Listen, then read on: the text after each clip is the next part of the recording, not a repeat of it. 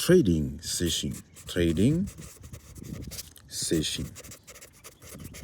When we're looking at trading session, we are looking at time frame. We're looking at what? Time frame.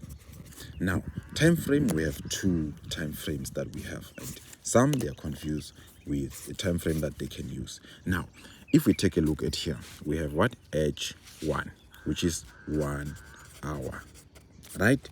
I believe everybody understand that. Now, when you are actually looking at trading sessions, especially when you're trading the currencies, such as here we're trading what? Euro versus US dollar. I believe everybody can see that. Now, when you're trading euro versus dollar, you need to understand that we have trading session. And trading session, it's super simple to understand. However, for new beginners in forex trading, since they are under the influence of they want to make money without being equipped or without searching for the skill that they need to have, meaning that the training that they need to have in order for them to know how they can trade and know when to buy and when to sell and where to get in and where to get out. So here basically we are here to cover actually those two questions. And when we're covering those two questions, what we have to look at, we're looking at what? Trading session. Trading session is going to assist you to understand when you should be actually looking for trade and when you should be not looking for trade. And especially when you're looking in terms of what? Performance. Now, without a waste of time, if we take a closer look here, we have this dot line that is going down, dot line that is going up. That dot line that is going up or going down, it's representing that it's a separation of a day 1, day 2, day 3, day 4, day 5. These are days, which means it's Monday, Tuesday, Wednesday, Thursday, and Friday. Right? Okay. And also, if we take a look down here, we will see. If we take a look here, down here, we will see that we have what? We have what we call time. Right? So here is what? 19 April, 22, 23, 24, 25, 26. Same as what I was explaining here. I believe it makes sense. You understand that part. When we're looking at trading session, we're looking at what? We're looking at in a day. We're looking at in a what? In a day, in a given day. In a given day. Right. Okay, we understand. Super simple. All right. Now we have to dive into session and understand the time frame of sessions. First, when you have to understand about a time frame, we have what? We have Asian, we have London, we have New York, which is NY, which is New York. Okay, which is New York. All right, these are major sessions that I'm talking about. And this session, since we are trading currencies, we have to understand that this session, they involve the central banks, they involve commercial banks doing transaction, doing business, meaning that they do business most of the time during the day. They do business in what? During the day. So when they do business during the day, we will see such movements that are actually big like this, big like this, big like this. I believe we are together on this movement, right? That's simple to understand and no any difficulties whatsoever. All right, when we have to dive into understanding the session time, we have to just go back. Let's just use this day, which is on what? 19 April.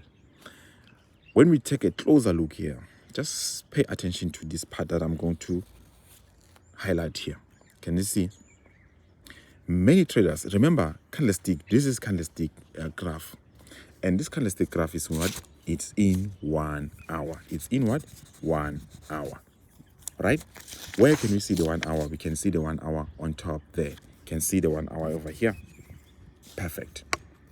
Now, you understand that we have what? We have a time which is 1 hour. And since you understand that we have a time of which is 1 hour, that simply means that every candlestick here represents 1 hour. So for here, if we count for this hour, which is 1 here, 2, 3, 4. For these 4 hours, there was actually nothing, meaning that the graph was moving super slow. Guess what? Here is something is interesting. When we are new in the foreign exchange market, we are trading under what? Under influence without having the required skill. And when you don't have the required skill, you will mostly trade here. And when you're trading here, you're trading under what? Asian session.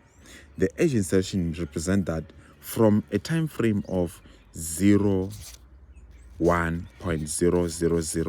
GMT plus 2, which is the hour in South Africa, that the time frame that we're using in South Africa. All right? If you're living in another different country, then what you're going to do is simple. If you're living in a -6 hour country or behind, which is behind, minus, which is behind, or you're living in a +6 hours, which is ahead, you're going to add here, which means you're going to add what? 6 hours, or you're going to what? -6 hours. And if you're minusing 6 hours here, remember, we have 24 hours in a day. So you cannot actually -6 here. So meaning that you need to what? You need to actually be in a previous day. So you are still on a previous day. However, we are using the very same time frame to what? To trade this session. So meaning that if right now we are blessed in South Africa, we are using this time frame at 0.100, which is 1 o'clock a.m. That simply means that in your time frame, you need to what? -6 hours. So you are in the previous day, behind 6 hours. And if you are in a country that is up ahead 6 hours, you're going to apply the very same thing. So right now, this session of Asian session is going to open at what? At 0.1 a.m., which is 1 a.m. And then it's going to close at what? It's going to close at 10 a.m. Now, once it closes at 10 a.m., this session, remember, it doesn't have too much performance. So now you understand that I can sleep, I can relax with this session, not me trading this session. And when you're looking at what? At London session, you're looking at a time frame of what? From 8:00 a.m. to what? To 1800 hours. That's the London session. So meaning that from here, which is 8 here, somewhere here, which is 8, we are looking to trade all of this with the London session. All of this that you can see here with the London session. All of this that you can see here with the London session. Now, the London session is going to close at what? 18, which is p.m. South African time. New York is going to open at what? It's going to open at 1400 hours. And then it's going to close at what? 2300 hours, which is p.m. And this is what? P.m. And if you can take a closer look here, this London time frame elapses to New York session, same as New York session. So Asian session will actually elapse to London, which is this one is going to close at 10, meaning that already London is going to open at 8. However, there is some in some rare cases, brokers, they are not the same. So some brokers, they will add what? Day 7 time, which is they will add what? 1 hour. And should they add 1 hour in South African time, that means that the Asian session is going to what? Is going to close at what? A different time, depending on the broker, in some rare cases, right? So here, I've explained that when the Asian session close at 1 a.m., it went open at 1 a.m. It's no longer going to open at 1 a.m. It's going to open at what? At 2 a.m. Meaning that we have to add what? We have to add or minus, because brokers are not the same. So we have to minus or add. So if they move from a day 7 time, we minus. If they move to a day 7 time, we have to add. And then from there, they will actually give you an email to update you that there is a changes in trading hours, meaning that the market will actually change due to the day 7 time, right? I believe this one it makes sense. You understand how the time frame works. So now you will know where to trade the session and where to actually get in and then where to get out. So when you're analyzing now, you know that, okay, if I can put a trend line like this, or I can put trend line like this, I'm going to trade only specifically for London and New York. Be blessed. I wish you all the best on your success journey, and subscribe, follow, like, comment, share the videos with others.